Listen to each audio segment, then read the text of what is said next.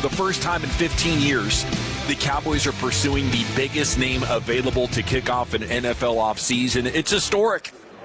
I mean, last time this happened, the Mavs and Dirk had just won the championship. That's how long ago this was, boys, that they were in on Nnamdi Asomugha in the strike-shortened offseason of 2011. I'll never forget it. I was in the hospital. Abby was being born, and Richie and Grego, Rage, in the afternoons are reporting that, Jerry live on the air that afternoon was talking on the phone and handing phones back and forth, and they were like kind of high-fiving on the turf at the Alamo Dome in San Antonio that they got the deal done. That's how long it's been. I remember that because we were all sitting in the press box. I think, Dawson, you guys were on the opposite side of the stadium, right? Yeah. So you had this broadcast position up on the opposite side, and we were all in the press box. We were watching them hand the phone to, like, Rob Ryan. Like, they were practicing and just passing the phone around like they – and I was talking with Mike Lombardi, who was with at the time – Mike was in Philly, and he's going, man, he goes, you don't have this deal done. This is not. This is not. Because I was texting with Mike. I said, the Cowboys are acting like they got this done. He goes, no, this is Philly. Philly's got this one.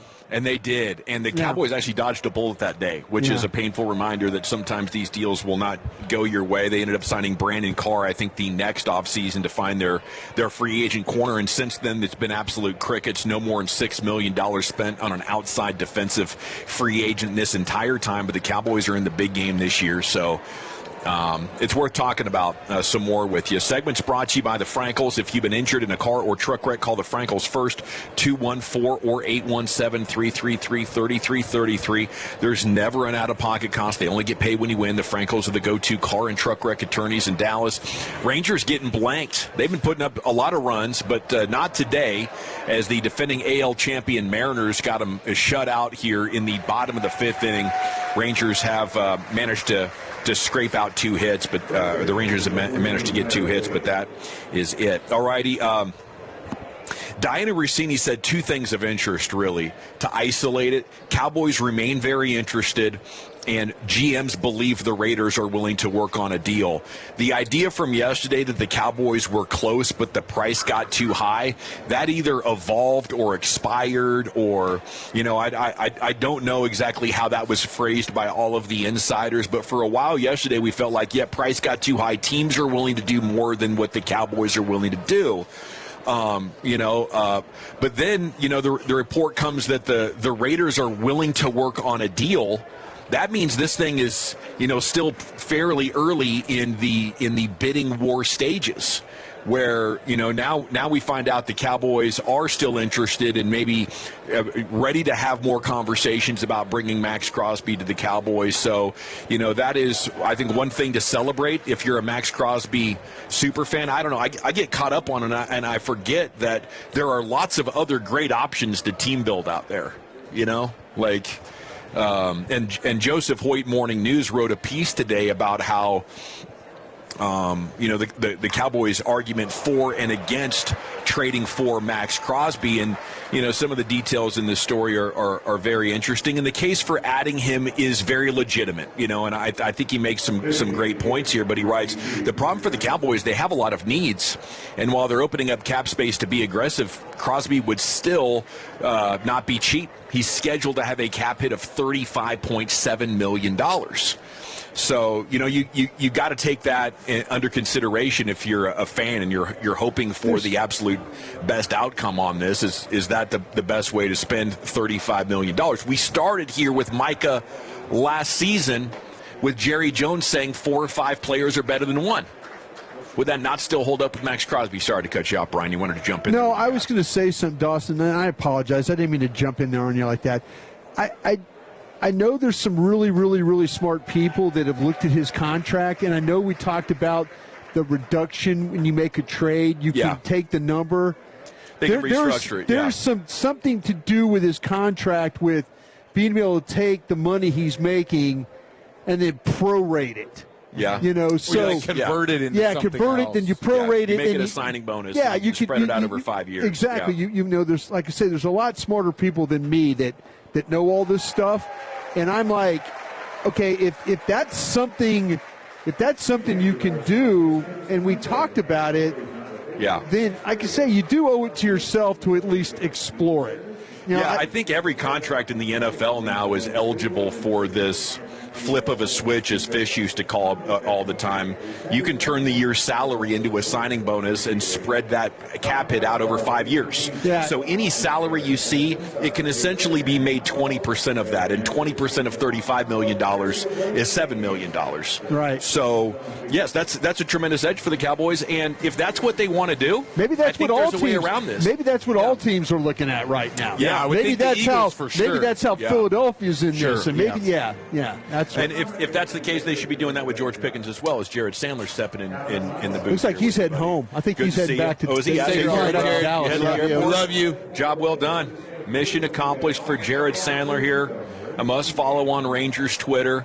But yes, and I was going to say, I've said a couple of times this week that it didn't look like you could add Maxx Crosby, re-sign your kicker, and then have any amount of money left to make an impactful push onto your team.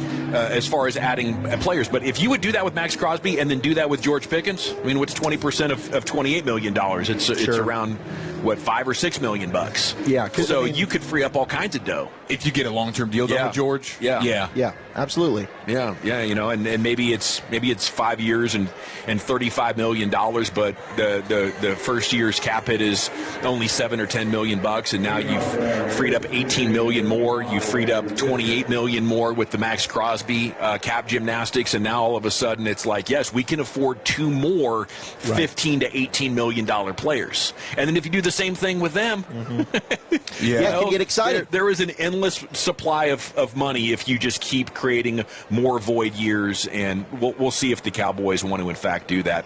What did you make of the fun stuff there with social media and Maxx Crosby listening to Shabuzi that was playing a song with a lyric about being a Cowboy, and while he's listening to it, Crosby zooms in to show what appeared to be light up stars plastered to his ceiling. Maybe he's got like one of those space rooms for his daughter. Isn't he a girl dad? Yes. So you go into the playroom and it's like we got it blacked out with stars on the wall or stars on the ceiling. I think that's pretty cool. We've had a couple of those toys over the years. Yeah, I wonder if this is part of like the Trey Wingo and a couple nights ago thinking maybe the Cowboys were in the catbird seat to make a deal, and then things have changed, and maybe he was thinking that was going to happen, and now obviously we continue to wait and see. And I really don't know how much has changed. I think you've got Vegas is just kind of on their own time. It's Vegas. They got to get something done by Monday if they really want to get this done, or else everybody else is going to go and they're just holding this thing up. They're waiting to see if somebody comes That's what in the Raiders do. with an anti-offer. But I think there's a mutual. I don't think there's been an official offer to your question, Brian. Yeah. I think there's an understanding between both teams of what the deal would look like, and the Cowboys aren't willing to go up to X amount of point. I love the idea of them waiting until after the draft, though. And they did it last year with George Pickens. It allows us to keep this year's draft capital. And Jerry and Mark Davis are buddies, And Jerry told Al Davis, I'm going to take care of your son. There's a mentorship role. So what if Jerry goes to Mark and says, man, you might be able to get more after the draft because teams will be willing to give up next year's draft assets more. You're going to get Mendoza. You're going to be horrible next year. You're going to lose Crosby and not have a draft pick. You're going to be really bad. You're going to get the best tackle or edge or wide receiver. Like, this is going to help you out long-term team building to make sure. And here's what we're going to do.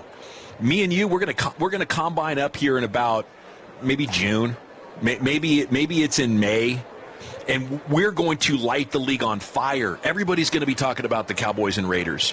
Right now, free agency is about to happen. There is nothing we can do to increase how much people are going to be talking about the NFL over the next 10 days. Mm-hmm. If you just stick with me, we're going to time this out for a dead period between the draft and training camp and absolutely dominate the news cycle for 10 days there.